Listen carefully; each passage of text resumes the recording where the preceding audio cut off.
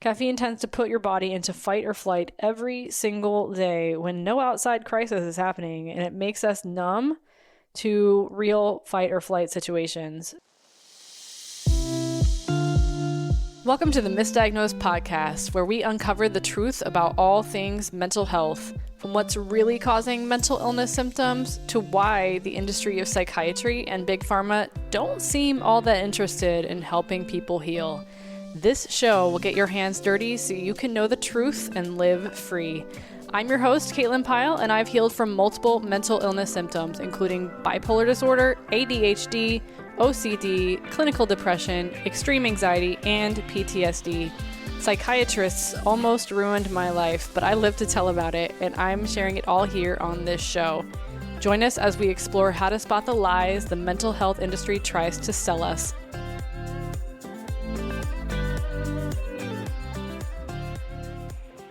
Well, it's finally here. We're talking about caffeine. Caffeine and I have a complicated relationship in that I am not currently using it in any consistent form, but I still have a little bit of it in my house from a reputable supplement company, but it's all marketing, you know? And what I've noticed through the years is that I've used caffeine to mask an underlying problem that if I were to just address that underlying problem instead of masking it and not viewing caffeine as the solution or like the remedy, right?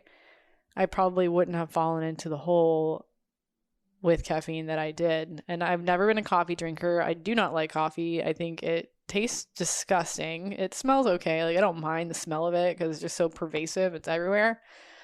But I think the taste is just absolutely disgusting. And when people tell me, oh, you can't taste the coffee, I can always taste the coffee. Like anything, like any type of dessert. What is it? Tiramisu that has coffee in it. I find it disgusting. I just don't like it. So that would be the summary of my complicated relationship with caffeine. But caffeine, I think, has a complicated relationship with all of us. And this is the final chapter we have one more chapter. Second to last chapter in the brainwashed section of the Brain Saver book, which is by Anthony William, the medical medium. If you are not familiar, this whole second season of the podcast has been on each chapter of that book, going through the foundational information of what causes underlying symptoms for so many issues, including mental illness issues like the ones that I have experienced in the past. And yeah, this is chapter 13, page 164 in the book if you're following along. But I'm summarizing it and all the facts in it so you don't have to read it if you don't want to. I understand not everyone can read.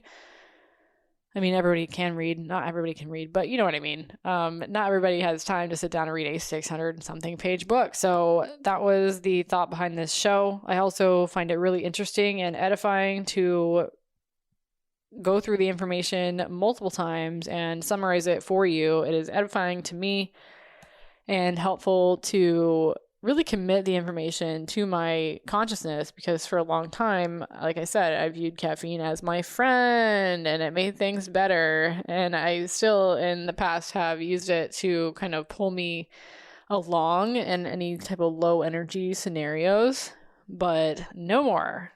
Can't say that I'll never have caffeine again. Sometimes it happens accidentally. Like a friend of mine brought me a smoothie from Tropical Smoothie Cafe, and it had like 240 milligrams of caffeine in it. I drank it at 4 o'clock in the afternoon, and I felt really good because, you know, caffeine releases adrenaline, as we'll learn here.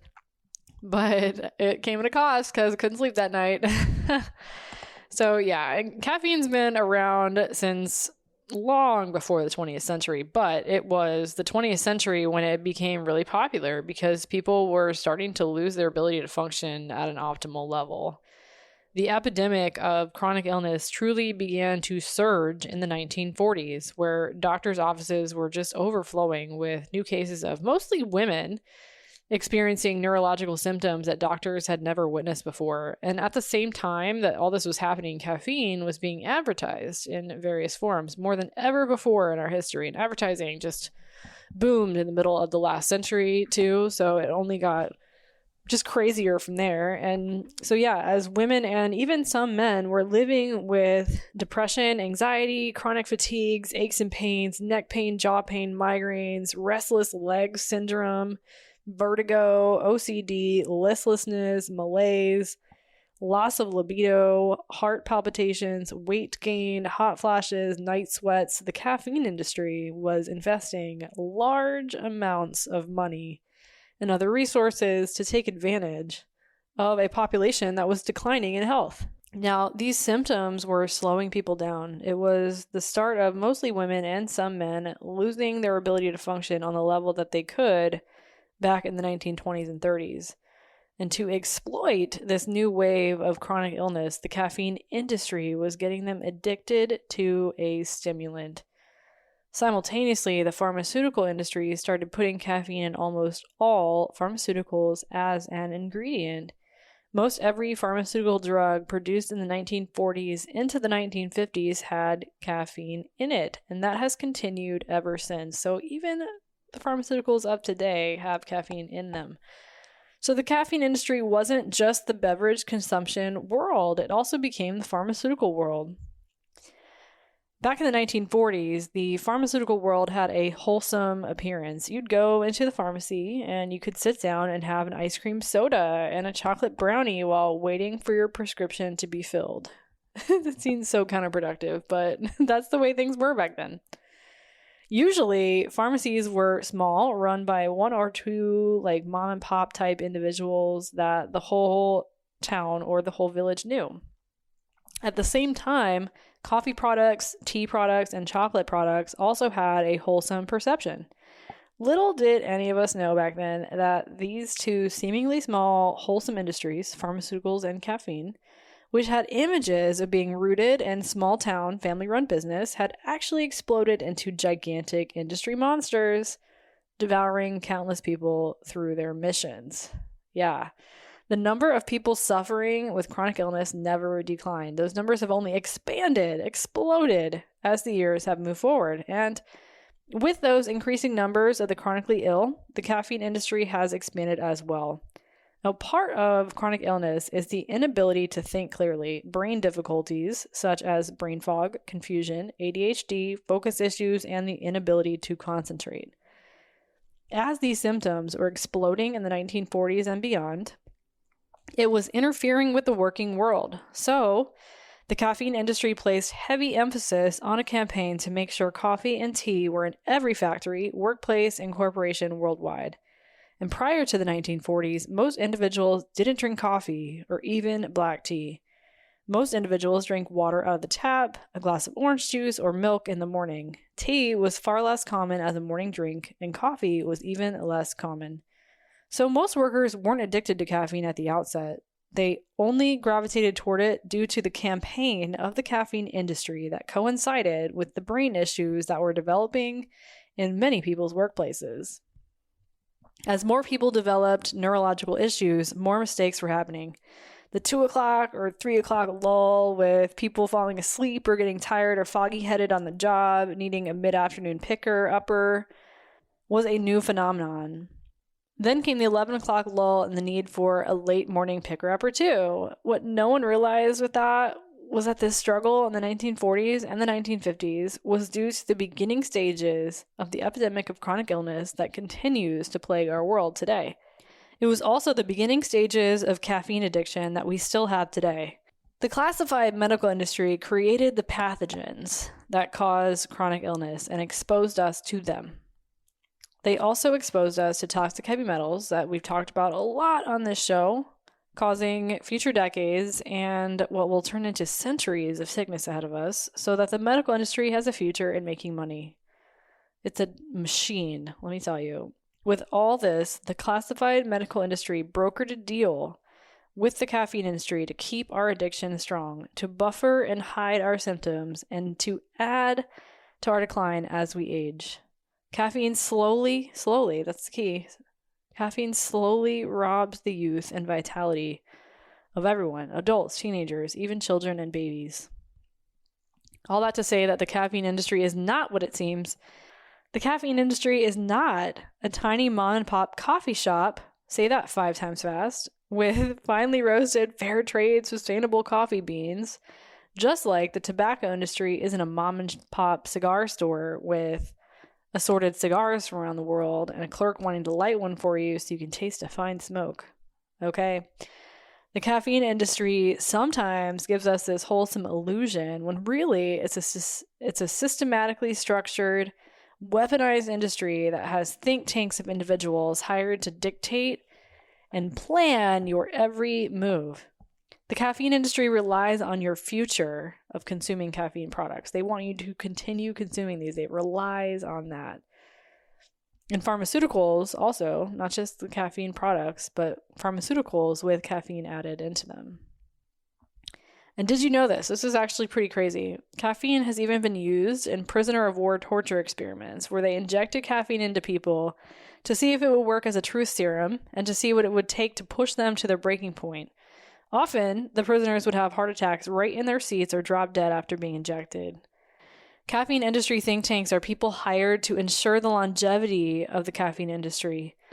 Their number one goal is exposing newborn babies to caffeine because this guarantees the next generation of caffeine consumers. At the same time, the pharmaceutical industry has think tanks of individuals strategizing for future generations to be addicted to caffeine because the pharmaceutical industry uses caffeine to mask how bad the epidemic of chronic illness is. They want you to think their shit is working. They want you to think that their drugs are working.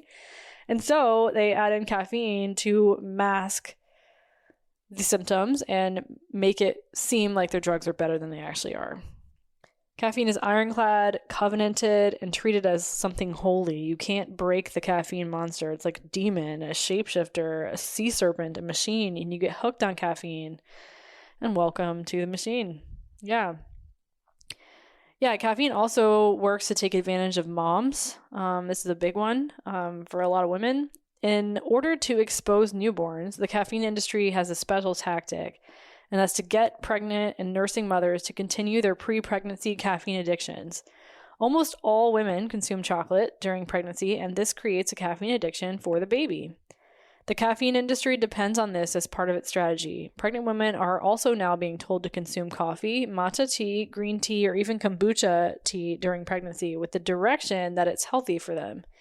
This is one of the directives from the caffeine industry passed down through various channels, so that even the alternative medical industry promotes green tea, cacao, kombucha tea, and matcha tea for pregnant women, leading alternative medicine to do the caffeine industry's bidding. Maybe a pregnant woman holds off on all caffeine until giving birth and then consumes caffeine while still breastfeeding. If she consumes caffeinated beverages, chocolate, or cacao products while nursing, the breast milk is filled with caffeine, and that's exposure for the baby, creating caffeine addiction. If moms had any idea they were being used by the caffeine industry in this way, they would be appalled and hopefully motivated to make a change. Now, it's not a mom's personal choice to consume coffee, matcha tea, kombucha tea, or green tea during pregnancy. It's a choice that's conditioned by the industry. It has taken decades of conditioning to get to this point, with the caffeine industry spending billions of dollars to learn how to think for moms and womankind and to be one step ahead of them. Womankind in the 21st century is suffering from brain conditions. Chronic illness is on the rise more than ever before. Not just for women, it's for men too, but women seem to get the brunt of it. At least they're a lot less good at hiding it. And this means that the dependency on caffeine is also greater than ever before in history. We're at a point now where women have a difficult time functioning without caffeine because of the internal struggles of central nervous system conditions. Men, too, are suffering from central nervous system conditions more than ever before in history, so their ability to function is also reliant upon caffeine. Yeah. Caffeine tends to put your body into fight or flight every single day when no outside crisis is happening, and it makes us numb to real fight or flight situations. So we tend to get really used to the caffeine fight or flight on a daily basis that when a real situation occurs, when we are in real danger, we tend to delay even in the most critical situations, and that delayed response can make or break our survival. Caffeine also lowers the immune system throughout the body. It allows our brain to be more susceptible to attacks from invaders like pathogens and toxins. And this happens because of the continual adrenaline surges from continual fight or flight. The intense rushes of adrenaline challenge immune cells, making them less productive or even killing the immune cells. That makes us more susceptible to things like cancer and anything like viruses growing. And it just all starts with the immune system. You don't want to do anything that reduces the efficacy of your immune system. A lot of people don't know that caffeine lowers the immune system and makes our brain more susceptible. So yeah, all of this fight or flight, basically, it means that caffeine weakens our adrenal glands on a daily basis. Since many reproductive hormones are produced by the adrenal glands, as this weakening process adds up as the years go by, it causes hormone imbalances and loss of libido. And not only do you lose precious reproductive hormone production, you lose the specific hormone responsible for hair growth, leading to hair thinning. Many women in this situation who notice hair thinning or loss, or even get a diagnosis of alopecia, never realize that they've experienced this because of a specific hormone missing from their adrenals. And in many cases, caffeine consumption contributed. And that goes for men too. I mean, hair loss in men is more prevalent than ever, but because it's fashionable, like I see, on dating apps and stuff, there's so many men that have shaved their heads because they're experiencing hair loss. And it's become a little bit more fashionable for men to lose their hair than women, but that doesn't mean it's still happening. Because men are just as addicted to caffeine as women are. Yeah, and there's an endless sea of money used in studies for caffeine to try to prove that the antioxidant levels in caffeine products, to try to prove the presence of any other type of nutrient. And there's going to be many more studies to come that are going to do the same. The industry knows that if they deem anything positive from caffeine studies, or if they keep including caffeine in studies, it gives people more permission to consume caffeinated products. Yeah, and it can really affect childbirth too. A strong childbirth depends on strong adrenals, and caffeine consumption weakens the adrenals, especially in women. Adrenaline is how a pregnant woman finds the strength to push a baby out, and that push takes large amounts of adrenaline to use muscles and the core strength and keep nerves strong, with the adrenaline delivering messages to the brain so the brain can activate every single nerve within every single muscle to gain the strength to push the baby out. Oftentimes, women are putting their adrenals in fight or flight every single day through caffeine use. Yeah, so if the adrenals aren't performing at their best, or if one gland is weakened from continual caffeine use for years, it can create a much more difficult childbirth experience than it normally would in someone who has strong adrenals. Now, while there are women whose adrenals are still hanging in there, still staying relatively strong even with caffeine use, it's not like this for most people. Most women's adrenals are already challenged by the stressors, circumstances, and struggles of life, or by everyday ups and downs in life. Workload, relationship challenges, underlying chronic illness or symptoms, and conditions like anxiety. All these can wear down the adrenals if the glands aren't getting a chance to heal and recharge. All that to say is that someone's adrenals may not be as strong as they would naturally be, and then someone uses caffeine for strength and energy to power through their day, energy that's coming from their adrenals. When we use caffeine, we're using it to trigger our own adrenaline, meaning we're using the precious reserves that the adrenals provide.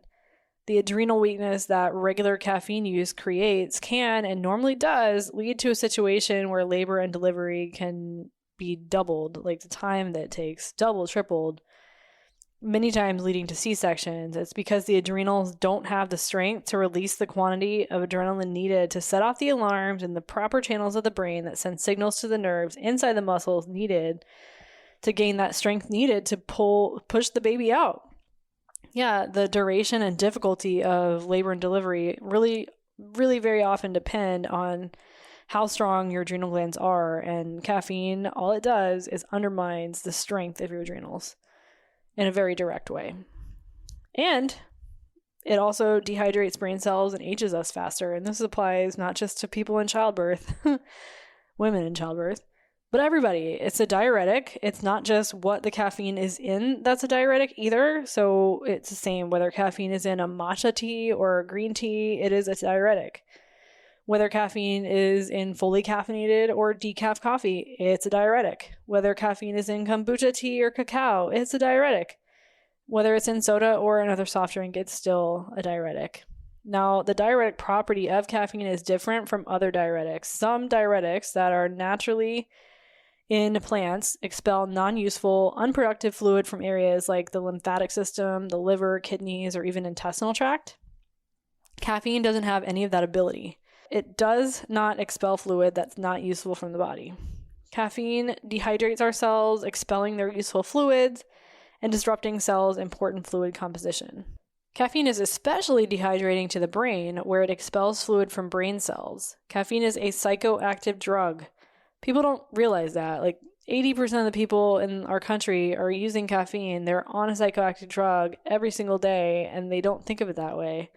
But it is. It's a psychoactive drug that enters the brain cells, like our glial cells, forcing the fluid composition in those glial cells to change. This does not detox a glial cell or a brain cell of any kind. Instead, it intoxicates the cell by removing fluid while leaving an abundance of toxins behind inside a much more dehydrated cell. It's similar to the water distillation process. As you heat the water, vapors of the water leave while many of the toxins stay behind. This brings us to caffeine and brain heat. The psychoactive drug aspect of caffeine creates a hotter brain cell. Electrical fields burn hotter when caffeine is present. This contributes to the expulsion process, where the fluid is forced to leave the brain cell because the temperature changes within the brain cell.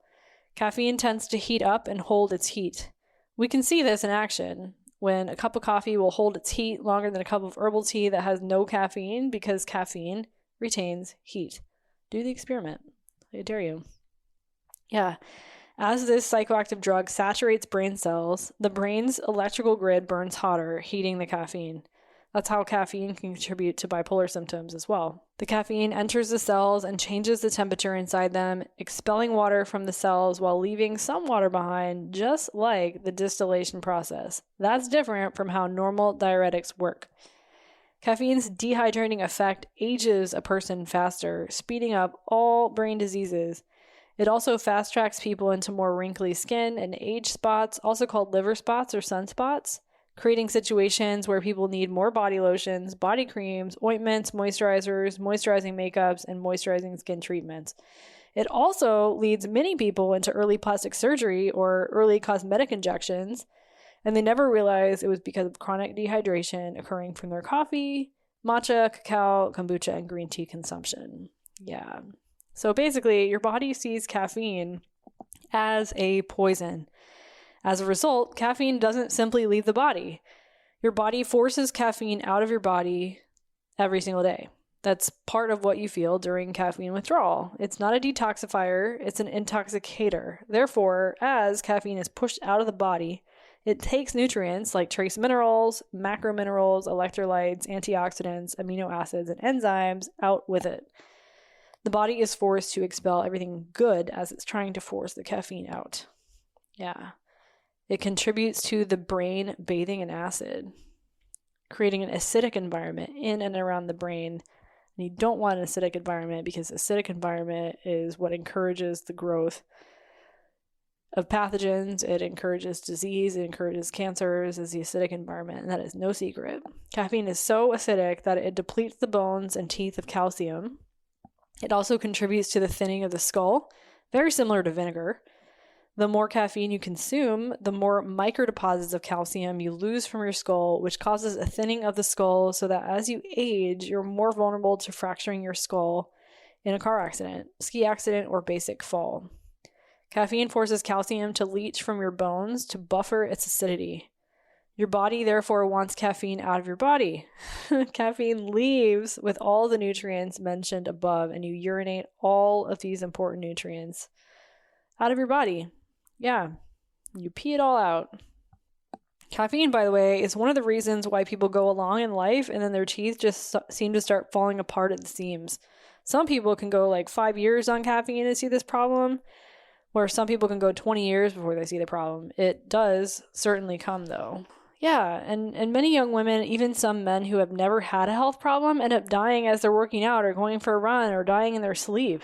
There have been thousands of these stories over the years, and you often won't even hear about them. These stories don't make the media or the news, and the diagnoses of these deaths normally remain unknown. No one is able to properly piece together what happened. And in many of these cases, the undiscovered cause of death is caffeine jumping the heart. These are unexpected heart attacks caused by a reverse heartbeat due to an electrical surge. Why does that electrical surge occur?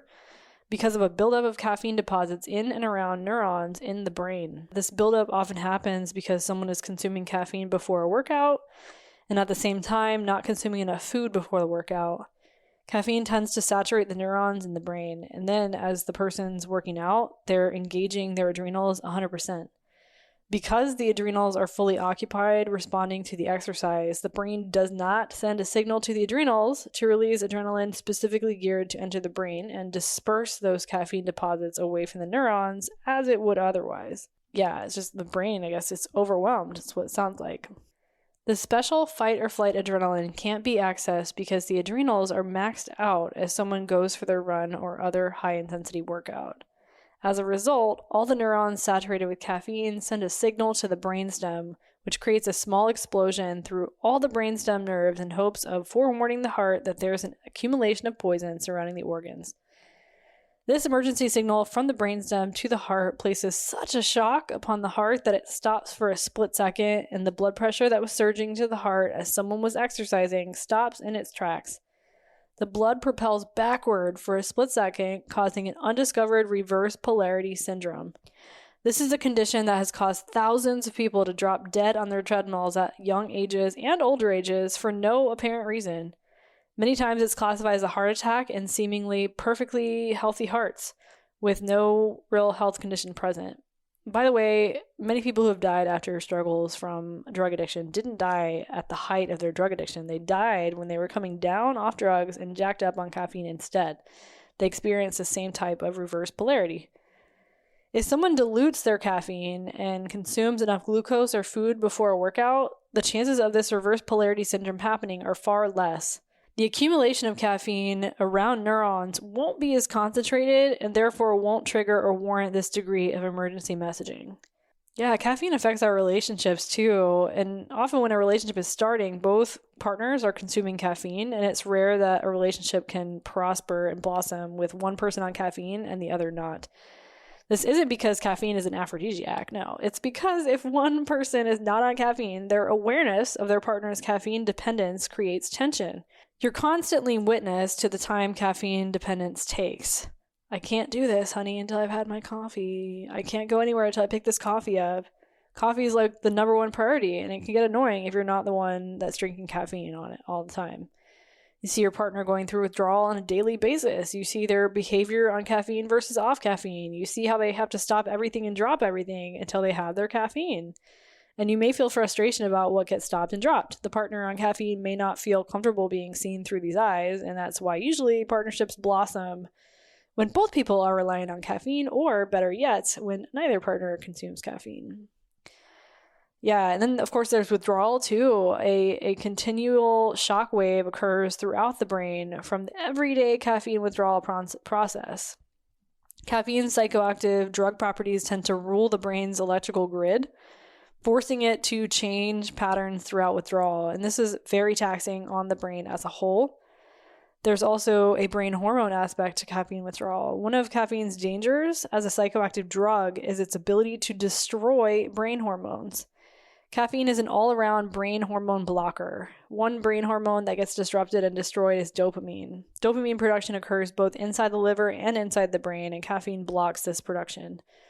Caffeine also stops dopamine and other brain hormones from delivering information to specific neurons. That is, caffeine renders dopamine and other brain hormones inactive to specific neurons that require these brain hormones. Unable to find the neurons that need them in time, recently produced dopamine and other brain hormones eventually just get destroyed. This is why caffeine withdrawal is so brutal, and caffeine withdrawal can spiral somebody into depression rather quickly. And also why caffeine is not good for people who are experiencing ADHD symptoms, right? It's often touted as something like a strategy, like, oh, if you can't have Adderall, then have caffeine, Ask me how I know.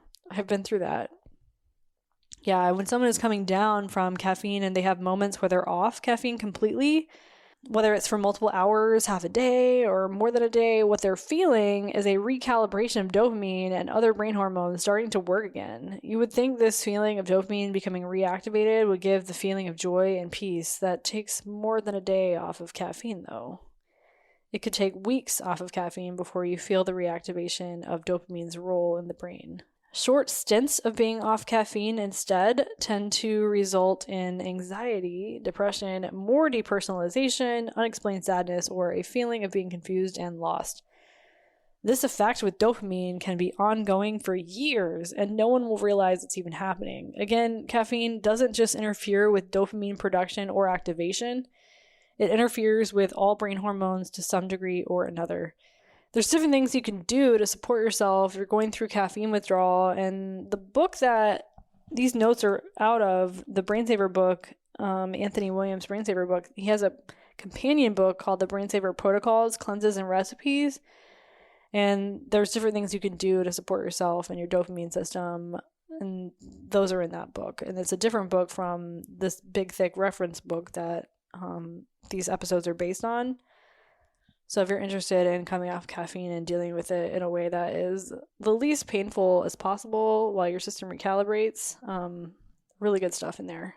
People rely on caffeine to survive these days. They're not feeling well and their symptoms are not being addressed or understood, so they become dependent on caffeine, like literally dependent. Some people rely on caffeine for driving, some for jobs, some for just functioning. And so there's no shame here for anybody who is using caffeine.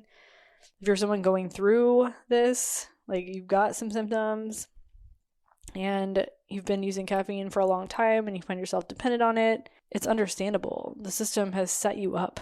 But maybe now with this new understanding of caffeine, you can modify your relationship with it. Maybe you can start to replace it. Maybe wean yourself off of it. There's things that you can do to not be under the control of this psychoactive substance that dehydrates your brain and steals your neurotransmitters, and it's just not what it seems. And there's a lot of marketing behind it that will make it seem otherwise because there's a lot of money riding on the effective consumption of this drug, and it's everywhere.